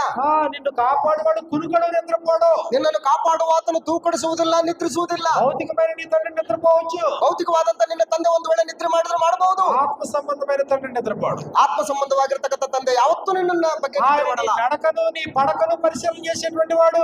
ಆತನು ನಿನ್ನ ನಡತೆಯನ್ನ, ನೀನು ಮಲಗುವುದನ್ನ, ಹೇಳುವುದನ್ನ ಎಲ್ಲವನ್ನೂ ಕೂಡ ಗಮನಿಸ್ತಾನೆ. తను ప్రేమించేటువంటి వారి విషయంలో సమస్తమైన సమకూర్పు చేసేటువంటి ನನ್ನನ್ನು ಪ್ರೀತಿಸುವವರ ಹಿತಕ್ಕೋಸ್ಕರ ಎಲ್ಲವನ್ನೂ ಕೂಡ ಅನುಕೂಲಕರವಾಗಿ ಮಾಡಿಕೊಡ್ತಾನೆ. పాపి పట్ల దేవుని యొక్క ఆలోచన, ಪಾಪಿಯ ಎಡೆಗೆ ದೇವರಿಗಿರ್ತಕ್ಕಂಥ ಒಂದು ಆಲೋಚನೆ, ఆత్మ సంబంధమైన ప్రతి ఆశీర్వాదాన్ని అనుగ్రహించి ಪ್ರತಿಯೊಂದು ಆತ್ಮ ಸಂಬಂಧವಾದಂತ ಆಶೀರ್ವಾದಗಳನ್ನು ಆತನ ಅನುಗ್ರಹಿಸ್ತಾನೆ. దత్తపుత్రుడుగా నిన్ను అంగీకరించి ನಿನ್ನನ್ನು ದತ್ತುಪುತ್ರನನ್ನಾಗಿ ಅಂಗೀಕರಿಸ್ತಾನೆ. తన ఆత్మ చేత నిన్ను ముద్రించటం, ತನ್ನ ಆತ್ಮನಿಂದ ನಿನ್ನನ್ನು ಮುದ್ರಿಸ್ತಾನೆ. తన రాజ్యంలో నీకు ప్రవేశాన్ని కలుగు చేయడం, ತನ್ನ ರಾಜ್ಯದೊಳಗಡೆ ನಿನಗೆ ಪ್ರವೇಶವನ್ನ ಉಂಟು ಮಾಡ್ತಾನೆ. ఉచితముగానే తన కుమారుడిగా స్వీకరించడం, ನಿಷ್ಕಪಟಿಗಳಾಗಿರ್ತಕ್ಕಂಥ ಮಕ್ಕಳನ್ನಾಗಿ ತಾನು పాప ಅಂಗೀಕರಿಸ್ತಾನೆ. క్షమాపణ అనుగ్రహించడం ಪಾಪ ಕ್ಷಮಾಪಣೆಯನ್ನು ಅನುಗ್ರಹಿಸುವಂತದ್ದು దేవుని ఏర్పాట్లు కదా. ಇದು ದೇವರ ಏರ್ಪಾಟುಗಳಲ್ವಾ? పాపికి అర్థమైతే ಇದು ನಿನಗೆ ಅರ್ಥ ಆದ್ರೆ నువ్వున్న స్థితిలోనే కొనసాగాలనుకుంటున్నావా, లేకపోతే స్థితిని మార్చుకోవాలనుకుంటున్నావా? ನೀನ್ ಇದ್ದಂತ ಸ್ಥಿತಿಯಲ್ಲೇ ಮುಂದುವರಿಬೇಕಂತ ಆಲೋಚನೆ ಮಾಡ್ತಾ ಇದೀಯಾ, ಅಥವಾ ಈ ಸ್ಥಿತಿಯಿಂದ ನಾನು ಬದಲಾಗಬೇಕಂತ ಆಲೋಚನೆ ಮಾಡ್ತಾ ಇದೀಯಾ? అపరాధముల చేత పాపముల చేత చచ్చిన నీవు అదే స్థితిలో కొనసాగాలనుకుంటున్నావా, తిరిగి మళ్ళీ పునర్జన్మ పొందాలనుకుంటున్నావా? ಪಾಪಗಳಿಂದಲೂ ಅಪರಾಧಗಳಿಂದಲೂ ಸತ್ತವರಾಗಿದ್ದಂತ ನೀವು ಅದೇ ಸ್ಥಿತಿಯಲ್ಲಿ ಮುಂದುವರಿಬೇಕಂತಿದ್ದೀರಾ, ಅಥವಾ ಪುನರ್ಜನ್ಮ ಸಂಬಂಧವಾದಂತಹ ಜೀವಿತವನ್ನು ಪಡಿಬೇಕಂತ ಆಲೋಚನೆ ಮಾಡಿದ್ದೀರಾ? భౌతికమైనటువంటి ఈ దీవెనలతోనే జీవితాన్ని సరిపెట్టేసుకోవాలనుకుంటున్నావా, ಭೌತಿಕವಾದಂತ ಈ ಜೀವಿತಗಳೊಟ್ಟಿಗೆ ನಾನು ಸರಿಪಡಿಸ್ಕೊಳ್ಬೇಕು, ಹೆಚ್ಚಿಗೆ ಸಾಕು ಅಂತೇಳಿ ಅನ್ಕೊಂಡಿದ್ಯಾ? లేదా పరలోక విషయంలో ఆత్మ సంబంధమైన ప్రతి ఆశీర్వాదాన్ని పొందాలనుకుంటున్నావా? ಇಲ್ಲವೇ ಪರಲೋಕದಲ್ಲಿರ್ತಕ್ಕಂಥ ಸಕಲ ಆತ್ಮೀಯ ಆಶೀರ್ವಾದಗಳನ್ನು ಹೊಂದಬೇಕಂತಿದ್ದೀಯಾ?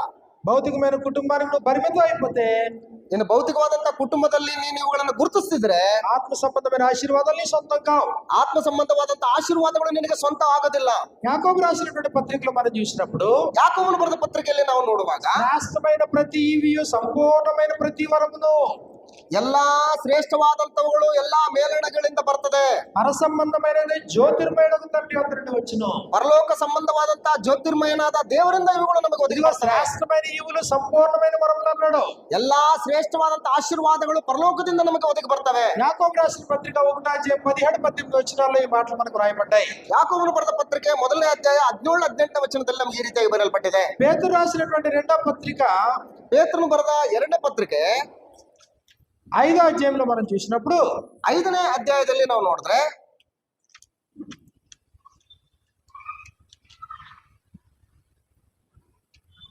అక్కడ ఏం చెప్పాడంటే ఈ లోకమందున్నటువంటి దుష్టత్వాన్ని తప్పించుకోవడం అన్నాడు. ಅಂದ್ರೆ ಈ ಲೋಕದ ದುಷ್ಟತ್ವದೊಳಗಿಂದ ತಪ್ಪಿಸಿಕೋ ಅಂತ ಹೇಳ್ತಾ ಇದ್ದಾನೆ.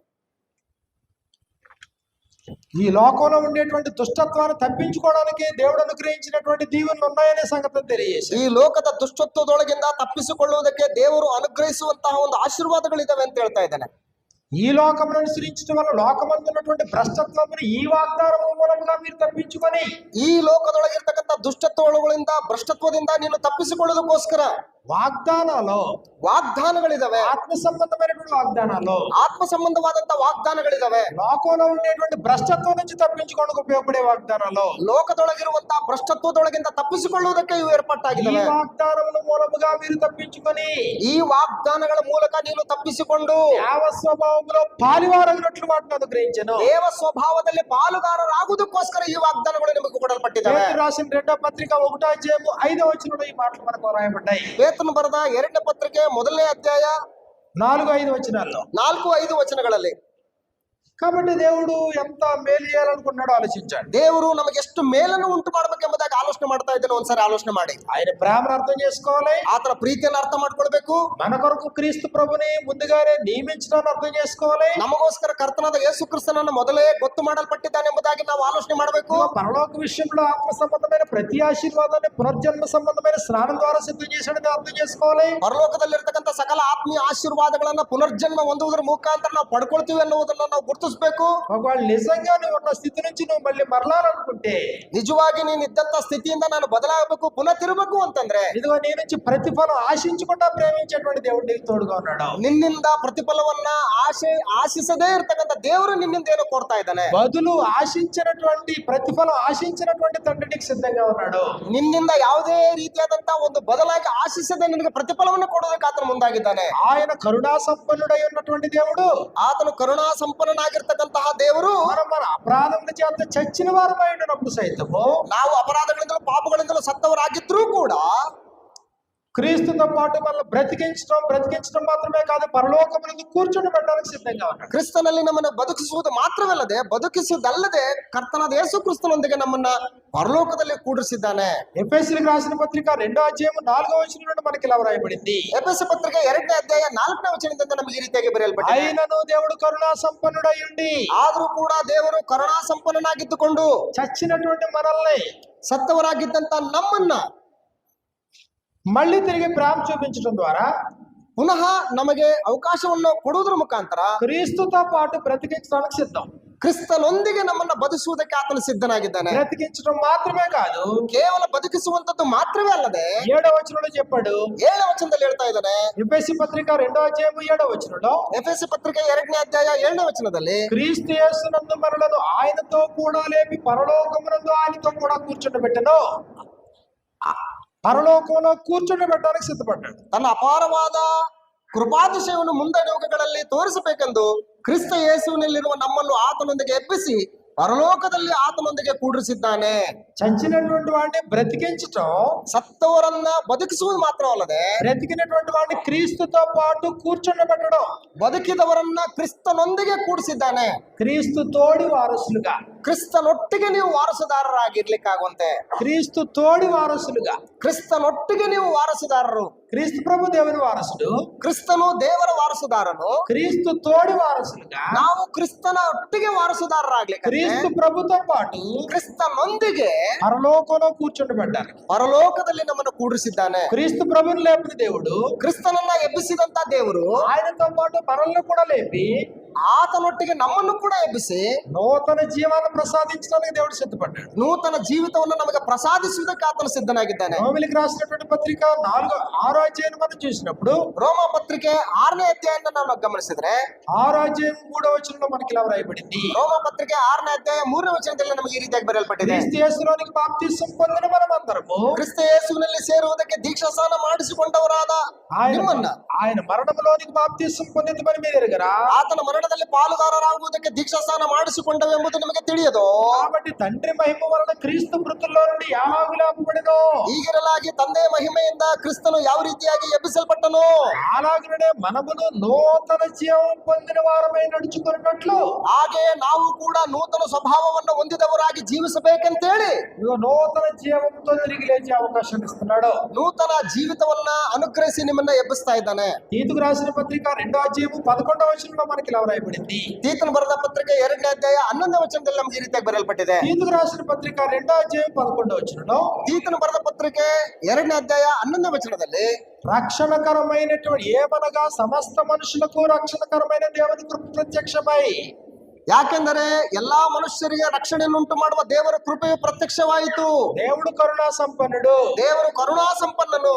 2వ అధ్యాయం ఎఫెసీ పత్రిక 4వ వచనం, ಎಫೆಸ ಪತ್ರಿಕೆ 2ನೇ ಅಧ್ಯಾಯ 4ನೇ ವಚನದಲ್ಲಿ, రక్షణకరమైనటువంటి దేవుని కృప ప్రత్యక్షమై, ಎಲ್ಲಾ ಮನುಷ್ಯರಿಗೆ ರಕ್ಷಣೆಯನ್ನುಂಟು ಮಾಡುವ ದೇವರ ಕೃಪೆಯು ಪ್ರತ್ಯಕ್ಷವಾಯಿತು. తీతుకు రాసిన పత్రిక 2వ అధ్యాయం 11వ వచనం, ತೀತನು ಬರೆದ ಪತ್ರಿಕೆ 2ನೇ ಅಧ್ಯಾಯ 11ನೇ ವಚನದಲ್ಲಿ, 3వ అధ్యాయం 4వ వచనంలో, ತೀತನು ಬರೆದ ಪತ್ರಿಕೆ 3ನೇ ಅಧ್ಯಾಯ 4ನೇ ವಚನದಲ್ಲಿ, మన రక్షకుడైన దేవుని యొక్క దయయు, ಆದರೆ ನಮ್ಮ ರಕ್ಷಕನಾದ ದೇವರ ದಯೆಯು, మానవుల ఎడల ఆయనకున్న ప్రేమయు ప్రత్యక్షమైనప్పుడు, ಜನೋಪಕಾರವು ಪ್ರತ್ಯಕ್ಷವಾದಾಗ, అంటే దేవుని యొక్క ప్రేమ, దేవుని యొక్క దయ, దేవుని యొక్క కరుణ, ದೇವರ ಪ್ರೀತಿ, ದೇವರ ದಯೆ, ದೇವರ ಕರುಣೆ, మధ్యవర్తిని ఈ లోకాన్ని పంపించడం జరిగింది. మధ్యవర్తియ ముఖాంತರ ఈ లోకಕ್ಕೆ కಳಿసికొట్టದ್ದನ್ನ ನಾವು గమనిస్తాం. మధ్యవర్తిగా సమాధాన పరచడానికి దేవుడు క్రీస్తు ప్రభుని లోకానికి పంపించడం జరిగింది. మధ్యవర్తిಯಾಗಿ ನಮಗೆ ಸಮಾಧಾನವನ್ನು ಉಂಟು ಮಾಡೋದಕ್ಕೋಸ್ಕರ ಕರ್ತನಾದ ಯೇಸು ಕ್ರಿಸ್ತನನ್ನು ನಾವು ಕಳಿಸಿಕೊಟ್ಟಿದ್ದಾರೆ. దేవుడు ఒక్కడే, దేవునికి నరులకు మధ్యవర్తి ఒక్కడే. ದೇವರು ಒಬ್ಬನೇ, ಮನುಷ್ಯರಿಗೂ ದೇವರಿಗೂ ಮಧ್ಯಸ್ಥನಾಗಿರುವಂತದ್ದನು ಒಬ್ಬನೇ. మధ్యవర్తిని ఏర్పాటు చేసుకున్నది ఎవరు? ಈಗ ಮಧ್ಯವರ್ತಿಯನ್ನ ಏರ್ಪಾటు ಮಾಡಿರತಕ್ಕಂಥವ್ರು ಯಾರು? పాపం చేసినటువంటి నరుడు ఏర్పాటు చేసుకోలేదు మధ్యవర్తిని. ಪಾಪ ಮಾಡಿದಂತ ನರಮನುಷ್ಯನು ಮಧ್ಯವರ್ತಿಯನ್ನ ಏರ್ಪಾటు ಮಾಡಿಕೊಳ್ಳಲಿಲ್ಲ. పాపము చేసినటువంటి నరుడితో సమాధానం కోరుకున్నటువంటి దేవుడు మధ్యవర్తిని ఏర్పాటు చేశాడు. ಪಾಪ ಮಾಡಿದಂತ ನರಮನುಷ್ಯನೊಟ್ಟಿಗೆ ಸಮಾಧಾನವನ್ನು ಉಂಟು ಮಾಡಿಕೊಳ್ಳುವುದಕ್ಕೋಸ್ಕರ ಮಧ್ಯವರ್ತಿಯನ್ನಾಗಿ ದೇವರು ನೇಮಕ ಮಾಡಿದ ಯೇಸು ಕ್ರಿಸ್ತನು. ತಿಮೋತಿಗೆ రాసినటువంటి మొదటి పత్రిక 2వ అధ్యాయము 5వ వచనంలో మనకి ఇలా వ్రాయబడింది. ತಿಮೋತಿಗೆ ಬರೆದ ಮೊದಲ ಪತ್ರಿಕೆ 5ನೇ ಅಧ್ಯಾಯ 2ನೇ ವಚನದಲ್ಲಿ ನಮಗೆ ಈ ರೀತಿಯಾಗಿ ಬರೆಯಲ್ಪಟ್ಟಿದೆ. దేవుడు ఒక్కడే, దేవునికి నరులకు మధ్యవర్తి ఒక్కడే. ದೇವರು ಒಬ್ಬನೇ, ದೇವರಿಗೂ ಮನುಷ್ಯರಿಗೂ ಮಧ್ಯವರ್ತಿಯೂ ಒಬ್ಬನೇ. ఆయన క్రీస్తు యేసును నరుడు. ಆತನು ಕರ್ತನ ಯೇಸು ಕ್ರಿಸ್ತನೆಂಬ ಮನುಷ್ಯನು. ఈయన అందరి కొరకు విమోచన క్రయముగా తన్ను తానే సమర్పించుకొనెను. ಈತನು ಎಲ್ಲರ ವಿಮೋಚನಾರ್ಥಕವಾಗಿ ತನ್ನನ್ನು ತಾನೇ ಒಪ್ಪಿಸಿಕೊಟ್ಟನು. ఇదిగో పాపి అయినటువంటి నరుడు పట్ల, ಪಾಪಿಯಾಗಿರ್ತಕ್ಕಂತಹ ನರಮನುಷ್ಯನೆಡೆಗೆ దేవుడు చేసినటువంటి ఏర్పాట్లో మరొక ఏర్పాటు ఏంటంటే ದೇವರು ಏರ್ಪಾಟು ಮಾಡಿದಂತಹ ಮತ್ತೊಂದು ಏರ್ಪಾಟು ಏನಂತಂದ್ರೆ మధ్యవర్తిని ఏర్పాటు చేస్తాడు. ಮಧ್ಯವರ್ತಿಯನ್ನ ಏರ್ಪಾటు ಮಾಡಿದ್ದಾನೆ. పాపం చేసిన వాడు, నష్టపోయిన వాడు మధ్యవర్తిని ఏర్పాటు చేసుకోలేదు. ಪಾಪ ಮಾಡಿ ನಷ್ಟ ಹೊಂದಿದಂತಕ್ಕಂತಹ ಈ ಒಬ್ಬ ಮನುಷ್ಯನು ಮಧ್ಯವರ್ತಿಯನ್ನು ಏರ್ಪಾటు ಮಾಡ್ಕೊಳ್ಳಿಲ್ಲ. పరిశుద్ధుడు దేవుడు, ಪರಿಶುದ್ಧನಾದಂತ ದೇವರು పాపం చేసింది నరుడు. ಪಾಪ ಮಾಡಿದಂತದ್ದೊಂದು ಮನುಷ್ಯ. ఇప్పుడు నరుడు బతిమాలాలి దేవుని దగ్గరికి వెళ్ళి. ಈಗ ಮನುಷ್ಯನು ಬೇಡ್ಕೊಳ್ಬೇಕು ದೇವ್ರ ಹತ್ರಕ್ಕೆ ಹೋಗ್ಬಿಟ್ಟು. నరుడు ప్రయాసపడాల. మనుషులు ప్రయాస పడಬೇಕು, కష్టపడಬೇಕು. తన పాపము యొక్క పరిహారం కొరకు నరుడు ఏర్పాట్లు చేసుకోవాలా. ಅಂದ್ರೆ ತನ್ನ ಪಾಪಗಳ ಪರಿಹಾರಕ್ಕೋಸ್ಕರ ಮನುಷ್ಯನು ಪರಿಪಾಟಲ್ ಪಡಬೇಕು ದೇವರ ಬಳಿಯಲ್ಲಿ ಹೋಗ್ಬಿಟ್ಟು. కానీ పాపం చేసిన వాడు దేవుని సమ్ముకోనకు రాలేడు. ಆದ್ರೆ ಪಾಪ ಮಾಡಿದಂತ ವ್ಯಕ್ತಿ ದೇವರ ಸಮ್ಮುಖಕ್ಕೆ ಬರಲಾರನು. ఎందుకంటే పాపములు నీకు నీ దేవునికి మధ్య అడ్డంగా గోడ కింద ఇది. ಅಂದ್ರೆ ಪಾಪಗಳು ಮತ್ತು ದುಷ್ಕೃತ್ಯಗಳು ನಿನಗೂ ದೇವರಿಗೂ ಅಡ್ಡವಾಗಿದವು. ఆయన ముఖం నిన్ను మరుగు చేసింది. ಆತನು ನಿನ್ನ ಮುಖವನ್ನ ನೋಡಲಾರದಂತೆ ಇವುಗಳು ನಿಮಗೆ ಅಡ್ಡವಾಗಿದ್ದಾವೆ. కాబట్టి ఇప్పుడు మధ్యవర్తి కావాలి. ಹಾಗಾಗಿ ಈಗ ಮಧ್ಯವರ್ತಿ ಬೇಕು. మధ్యవర్తిని ఎవరు ఏర్పాటు చేశారు? ಮಧ್ಯವರ್ತಿಯನ್ನ ಯಾರು ಏರ್ಪಾటు ಮಾಡಿದ್ದಾರೆ? మధ్యవర్తిని ఏర్పాటు చేయడంలో మన సౌలభ్యం ఉంది. ಅಂದ್ರೆ ಮಧ್ಯವರ್ತಿಯನ್ನ ಏರ್ಪಾಟು ಮಾಡುವುದರಲ್ಲಿ ನಮಗೇನೋ ಒಂದು ಪ್ರಯೋಜನ ಇದೆ. ఇదిగో మధ్యవర్తి వచ్చాడు. ಈಗ ಮಧ್ಯವರ್ತಿ ಬಂದಿದ್ದಾನೆ. ఇప్పుడు ప్రజల మధ్యవర్తితో ఇంటరాక్ట్ అయ్యే అవకాశం ఉంది. ಈಗ ಮಧ್ಯವರ್ತಿ ಒಟ್ಟಿಗೆ ಪ್ರಜೆಗಳು ಸಂಪರ್ಕ ಮಾಡೋದಕ್ಕೆ ಅವಕಾಶ ಸಿಕ್ಕಿದೆ. మధ్యవర్తి సందేశాన్ని తీసుకొచ్చాడు. ಮಧ್ಯವರ್ತಿ ಸಂದೇಶವನ್ನು ತೆಗೆದುಕೊಂಡು ಬಂದಿದ್ದಾನೆ. మధ్యవర్తి దైవ సంకల్పాన్ని తెలియజేశాడు. ಮಧ್ಯವರ್ತಿ ದೈವ ಸಂಕಲ್ಪವನ್ನು ತಿಳಿಸಿಕೊಟ್ಟಿದ್ದಾನೆ. పునరుద్ధరింపబోయేటువంటి దేవుని యొక్క రాజ్యాన్ని గురించి పరిచయం చేశాడు. ಹೊಸ ಒಡಂಬಡಿಕೆಯಲ್ಲಿ ಇರತಕ್ಕಂಥ ದೇವರ ರಾಜ್ಯವನ್ನು ತಿಳಿಸಿಕೊಟ್ಟಿದ್ದಾನೆ. దేవుని యొక్క ప్రేమను ప్రజలకు వెల్లడి చేశాడు. ದೇವರ ಪ್ರೀತಿಯನ್ನ ಅವರು ಅರ್ಥ ಮಾಡ್ಕೊಳ್ಳಿಕ್ಕೆ ಆಗುವಂತೆ ನಡ್ಕೊಂಡಿದ್ದಾನೆ. మధ్యవర్తి ఆకర్షిస్తూ ఉన్నాడు జనాలు. ಈಗ ಜನರನ್ನ ಮಧ್ಯವರ್ತಿ ಆಕರ್ಷಣೆ ಮಾಡ್ತಾ ಇದ್ದಾನೆ. పిలుస్తున్నాడు మధ్యవర్తి అందరినీ. ಎಲ್ಲರನ್ನು ಕೂಡ ಮಧ್ಯವರ್ತಿ ಕರಿತಾ ಇದ್ದಾನೆ. మత్తయి సువార్త 11వ అధ్యాయం 28వ వచనం నుండి ಮತ್ತಾಯನ ಸುವಾರ್ತೆ 11ನೇ ಅಧ್ಯಾಯ 28ನೇ ವಚನದಲ್ಲಿ ప్రయాసపడి భారం మోయించిన సమస్త జనులారా, ಎಲೆ ಕಷ್ಟಪಡುವವರೇ, ಹೊರ ಹೊತ್ತವರೇ, నా యొద్దకు రండి, ನೀವೆಲ್ಲರೂ ನನ್ನ ಬಳಿಗೆ ಬನ್ರಿ, నేను మీకు విశ్రాంతి ఇస్తాను. ನಾನು ನಿಮಗೆ ವಿಶ್ರಾಂತಿಯನ್ನು ಕೊಡ್ತೇನೆ.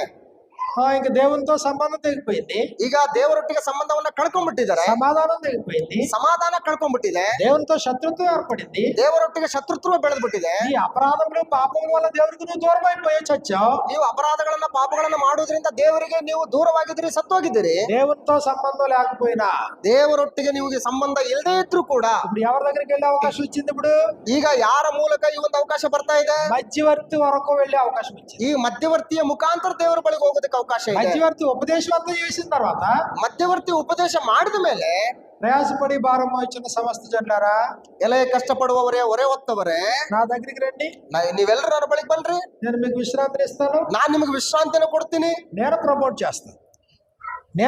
చేస్తాను దేవుని దగ్గరికి. ದೇವರ ಬಳಿಗೆ ಹೋಗೋದಕ್ಕೆ ನಾನು ನಿಮ್ಮನ್ನ ಪ್ರಮೋಟ್ ಮಾಡ್ತೀನಿ. నా ద్వారా తప్ప ನನ್ನ ಮೂಲಕವಾಗಿಯೇ ಹೊರತು ఎవడును తండ్రి యొద్దకు రాడు.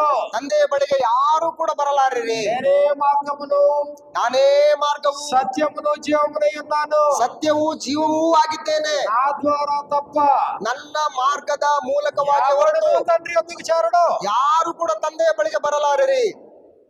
దేవునికి నరుడికి ఎడమొహం పెడమొహం అయింది. ಅಂದ್ರೆ ದೇವರಿಗೂ ಮನುಷ್ಯರಿಗೂ ಎಡಮುಖ ಬಲಮುಖ ಆಗ್ಬಿಟ್ಟಿದೆ. శత్రుత్వం ఏర్పడింది. ಶತ್ರುತ್ವ ಏರ್ಪಟ್ಬಿಟ್ಟಿದೆ. సమాధానం లేదు. ಸಮಾಧಾನ ಇಲ್ಲ. ఆయన తన ముఖాన్ని మరుగు చేసుకున్నాడు.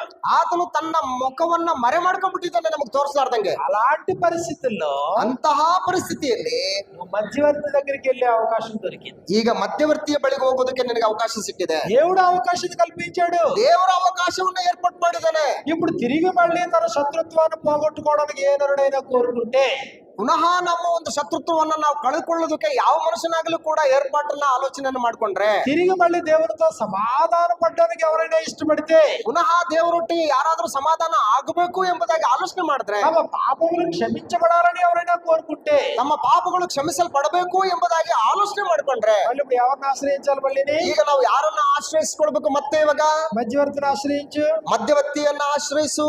డైరెక్ట్ గా దేవుని దగ్గరికి వెళ్ళడానికి నీకు ఛాన్స్ లేదు. ಡೈರೆಕ್ಟ್ ಆಗಿ ನೇರವಾಗಿ ನಿನ್ ದೇವರ ಬಳಿಗೆ ಹೋಗೋದಕ್ಕೆ ಅವಕಾಶ ಇಲ್ಲ. మధ్యవర్తి ద్వారానే, ಮಧ್ಯವರ್ತಿಯ ಮುಖಾಂತರನೇ, మధ్యవర్తి ఉపదేశం ద్వారానే, ಮಧ್ಯವರ್ತಿಯ ಉಪದೇಶದ ಮುಖಾಂತರನೇ, మధ్యవర్తి అయిన ప్రభు అయిన యేసుక్రీస్తు వారు చిందించిన రక్తదారుల ద్వారానే, ಮಧ್ಯವರ್ತಿ ಆಗಿರ್ತಕ್ಕಂಥ ಕರ್ತನಾದ ಯೇಸು ಕ್ರಿಸ್ತನು ಸುರಿಸಿದಂತ ರಕ್ತದಿಂದಲೇ. క్రీస్తు ప్రభును కాదని మళ్ళీ డైరెక్ట్ గా దేవుని దగ్గరికి వెళ్ళే అవకాశం ఉందా? ಕ್ರಿಸ್ತನು ಬೇಡ ಅಂತ ಹೇಳ್ಬಿಟ್ಟು ನೇರವಾಗಿ ದೇವರ ಬಳಿಗೆ ಹೋಗೋದಕ್ಕೆ ಅವಕಾಶ ಇದೆಯಾ? మళ్ళీ అవకాశం లేదు. ಇಲ್ಲ ಅವಕಾಶ.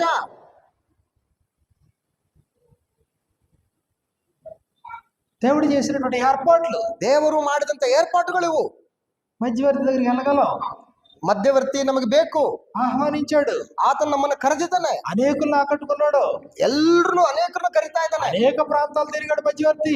ಆ ಮಧ್ಯವರ್ತಿ ಅನೇಕ ಪ್ರಾಂತ್ಯಗಳಿಗೆ ತಿರುಗಾಡಿದ್ದಾನೆ. నిత్య జీవపు మాటలు విత్తాడు.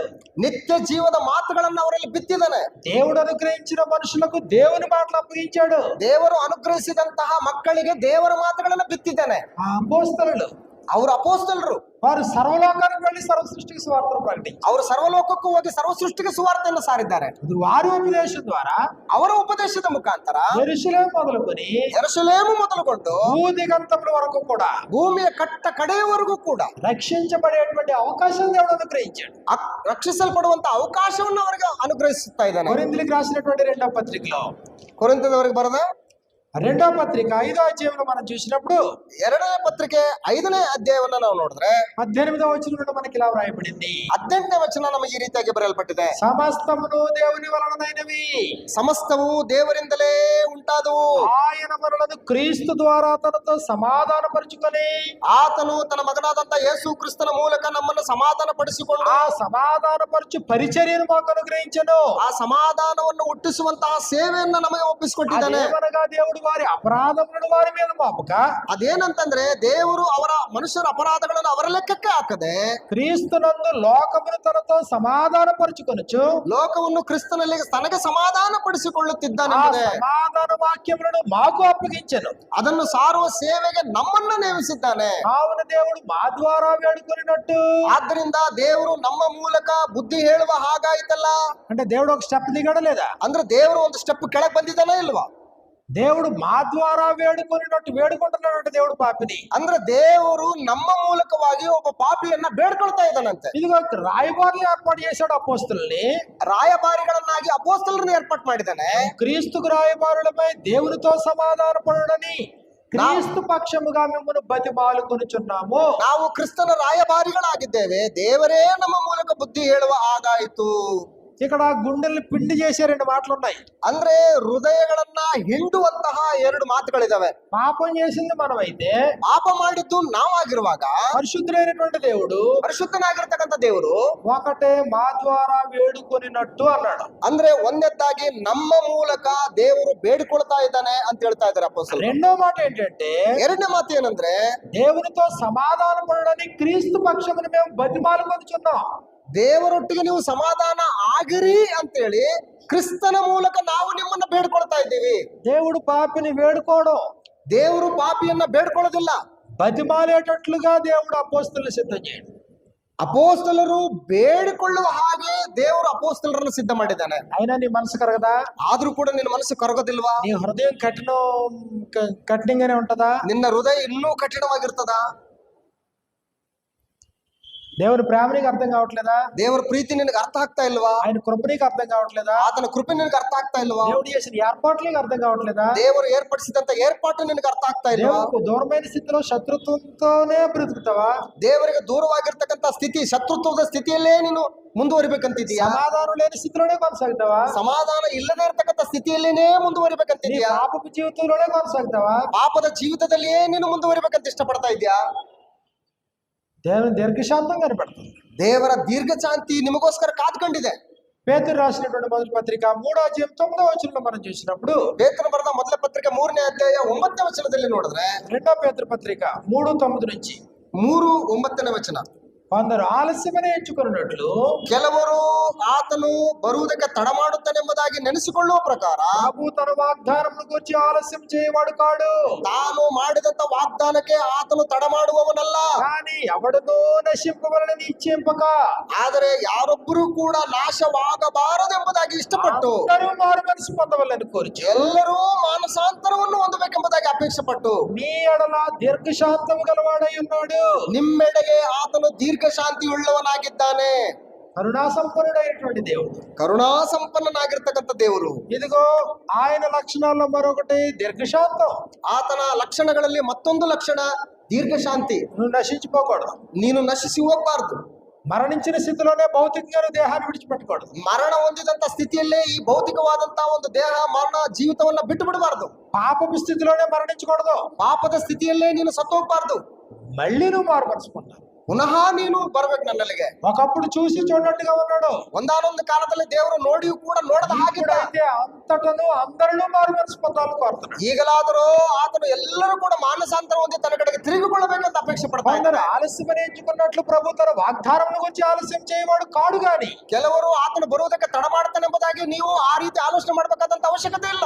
ఎవడునో నశింపవలని నిశ్చయింపక ಯಾರೊಬ್ಬರು ಕೂಡ ನಾಶವಾಗಬಾರದೆಂಬುದಾಗಿ ಆತನು ಇಷ್ಟಪಟ್ಟು అందరూ మారు మనసు పొందవాలని కోరి ಎಲ್ಲರೂ ಮಾನಸಾಂತರ ಹೊಂದಬೇಕೆಂಬುದಾಗಿ ಆತನು నీ ಕೋರಿ ఎడల దీర్ఘశాంతము గలవాడై ఉన్నాడు. ನಿನ್ನೆಡೆಗೆ ಆತನು ದೀರ್ಘ ಶಾಂತಿಯನ್ನು ತೋರ್ಪಡಿಸ್ತಾ ಇದ್ದಾನೆ. మనం ఈ రోజు బ్రతుకున్న కారణం ఏంటో తెలుసా? ನಾವು ಇವತ್ತು ಬದುಕಿದ್ದೀವಿ ಅನ್ನೋದಕ್ಕೆ ಕಾರಣ ಏನ್ರಿ ಗೊತ್ತಾ? దేవుని దృష్టిలో మారు మనసు పొందడానికే బ్రతుకున్నాం. ದೇವರ ದೃಷ್ಟಿಯಲ್ಲಿ ನಾವು ಮಾನಸಾಂತರ ಹೊಂದುವುದಕ್ಕೋಸ್ಕರವೇ ನಾವಿನ್ನು ಬದುಕಿದ್ದೀವಿ. జీవితాన్ని దిద్దుకోవడానికే బ్రతుకున్నాం. ಜೀವಿತಗಳನ್ನು ತಿದ್ದಿಕೊಳ್ಳುವುದಕ್ಕೋಸ್ಕರವೇ ಇನ್ನು ನಾವು ಜೀವಿಸ್ತಾ ಇದ್ದೀವಿ. తిరిగి దేవుని సొత్తు కావడానికే సిద్ధంగా ఉన్నాం. ನಾವು ಪುನಃ ದೇವರ ಸೊತ್ತಾಗುವುದಕ್ಕೋಸ್ಕರವೇ ಇನ್ನು ನಾವು ಜೀವಿಸ್ತಾ ಇದ್ದೀವಿ. హిజ్కియాతో చెప్పాడు కదా, హిజ్కియా రాజుని హిజ్కియాతో చెప్పాడు కదా, ಅರಸನಾದಂತ ಹಿಜ್ಕೀಯನೊಟ್ಟಿಗೆ ಹೇಳ್ತಾ ಇದ್ದಾನಲ್ವಾ, ఇదిగో నీవు మరణమవుచున్నావు, ಇಗೋ ನೀನು ಸಾಯ್ಬೇಕಾಗಿದೆ, ఇక మీద నువ్వు బ్రతకవు, ಇನ್ನು ಮೇಲೆ ನೀನು ಬದುಕುವುದಿಲ್ಲ.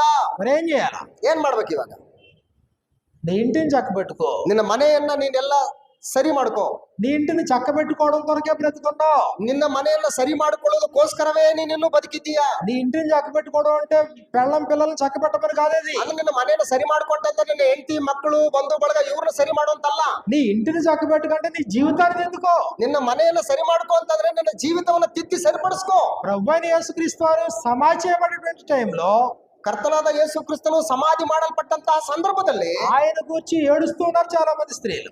ಆತನ ಕುರಿತಾಗಿ ಅನೇಕ ಜನ ಸ್ತ್ರೀಯರು ಅಳ್ತಾ ಇದ್ರು. ప్రభు అయిన యేసు మాట్లాడారు, ಆಗ ಯೇಸು ಕ್ರಿಸ್ತನು ಮಾತಾಡ್ತಾ ಇದ್ದಾನೆ, అమ్మా నా కోసం మీరు ఏడొద్దు, ಅಮ್ಮ ನನಗೋಸ್ಕರ ನೀವು ಅಳಬೇಡ್ರಿ, మీకోసం ನಿಮಗೋಸ್ಕರ, నీ తర్వాత మీ తదనంతరం మీ బిడ్డల కోసం ఏడండి. ನಿಮ್ಮ ನಂತರ ನಿಮ್ಮ ಮಕ್ಕಳಿಗೋಸ್ಕರ ನೀವು ಅಳ್ರಿ. జీవితాలు ఉత్తరింపబడాలని దేవుడు కోరుతున్నాడు. ಜೀವಿತಗಳು ತಿದ್ದಿ ಸರಿಪಡಿಸ್ಕೊಳ್ಬೇಕಂತೇಳಿ ದೇವ್ರು ಕೋರ್ತಾ ಇದ್ದಾರೆ. స్వపరీక్ష చేసుకోవాలని దేవుడు కోరుతున్నాడు. ಸ್ವಪರೀಕ್ಷೆ ಮಾಡ್ಕೊಳ್ಬೇಕಂತೇಳಿ ದೇವ್ರು ಕೋರ್ತಾ ಇದ್ದಾರೆ. పాపి అదే స్థితిలో కొనసాగడం దేవుడు ఇష్టపడతలేదు. ಪಾಪಿ ಅದೇ ಸ್ಥಿತಿಯಲ್ಲಿ ಮುಂದುವರಿಬೇಕೆಂಬುದಾಗಿ ದೇವ್ರು నీ ಕೋರ್ತಾ ಇಲ್ಲ. కోసం చేయాల్సినటువంటి ఏర్పాట్లన్నీ చేశాడు. ನಿನಗೋಸ್ಕರ ಏರ್ಪಾಟ್ ಮಾಡ್ಬೇಕಾದಂತವುಗಳೆಲ್ಲವೂ ಕೂಡ ಏರ್ಪಾಟ್ ಮಾಡಿದ್ದಾನೆ మళ్ళీ ದೇವರು. తిరిగి రావడానికి సిద్ధంగా ఉన్నావా? ಪುನಃ ನೀನು ಆತನ ಬಳಿಗೆ ಬರುವುದಕ್ಕೆ ಸಿದ್ಧನಾಗಿದ್ದೀಯಾ? మళ్ళీ తండ్రి హత్తుకోవడానికి సిద్ధంగా ఉన్నాడు. ದೇವರು ನಿನ್ನನ್ನು ಪುನಃ ಹತ್ತುಕೊಳ್ಳೋದಕ್ಕೆ ಆತನು ಸಿದ್ಧವಾಗಿದ್ದಾನೆ. ప్రశస్తమైన వస్త్రాలు తొడిగించడానికి సిద్ధంగా ఉన్నాడు. ನಯವಾದ ನಾರು ಮಡಿಯುಳ್ಳ ವಸ್ತ್ರಗಳನ್ನು ನಿನ್ನ ಧರಿಸೋದಕ್ಕೆ ಆತನು నీ ಸಿದ್ಧನಾಗಿದ್ದಾನೆ. పాదాలకి చెప్పులు తొడడానికి సిద్ధంగా ఉన్నాడు. ನಿನ್ನ ಪಾದಗಳಿಗೆ ಚಪ್ಪಲಿಗಳನ್ನು ಹಾಕುವುದಕ್ಕೆ ಆತನು నీ ಸಿದ್ಧನಾಗಿದ್ದಾನೆ. చేతికి ఉంగరం తొడడానికి సిద్ధంగా ఉన్నాడు. ನಿನ್ನ ಕೈಗಳಿಗೆ ಉಂಗುರವನ್ನು ಹಾಕುವುದಕ್ಕೆ ಆತನು ఇదిగో ಸಿದ್ಧನಾಗಿದ್ದಾನೆ. గొప్ప విందు చేయడానికి తండ్రి సిద్ధంగా ఉన్నాడు. ನಿನಗೋಸ್ಕರ ದೊಡ್ಡ ಔತಣವನ್ನು ಮಾಡುವುದಕ್ಕೆ ಆತನು ಸಿದ್ಧನಾಗಿದ್ದಾನೆ. మహిమ పరచడానికి సిద్ధంగా ఉన్నాడు. ನಿನ್ನನ್ನು ಮಹಿಮೆಪಡಿಸೋದಕ್ಕೋಸ್ಕರ ಆತನು ಸಿದ್ಧನಾಗಿದ್ದಾನೆ. అవకాశాన్ని కోల్పోతావా? ಅವಕಾಶಗಳನ್ನು ನೀನು ಕಳ್ಕೊಳ್ತೀಯಾ? అవకాశాన్ని సద్వినియోగం చేసుకుంటావా? ಅವಕಾಶವನ್ನು ಸದ್ವಿನಿಯೋಗ ಪಡಿಸ್ಕೊಳ್ತೀಯಾ? ఒకవేళ తిరిగి రావాలనుకుంటే ಒಂದು ವೇಳೆ ನೀನು ಪುನಃ ಆತನ ಬಳಿಗೆ ಬರಬೇಕು ಅಂತಂದ್ರೆ కొన్ని షరతులు ఉన్నాయి. ಕೆಲವೊಂದು ಷರತ್ತುಗಳಿದಾವೆ. చిన్న బ్రేక్ తీసుకున్న తర్వాత షరతులు ఏంటో మనం మాట్లాడుకుందాం. ಚಿಕ್ಕ ಬ್ರೇಕ್ ತಗೊಂಡ ನಂತರ ಆ ಷರತ್ತುಗಳು ಏನು ಅನ್ನುವಂಥದ್ದನ್ನ ಮಾತಾಡ್ತೀವಿ.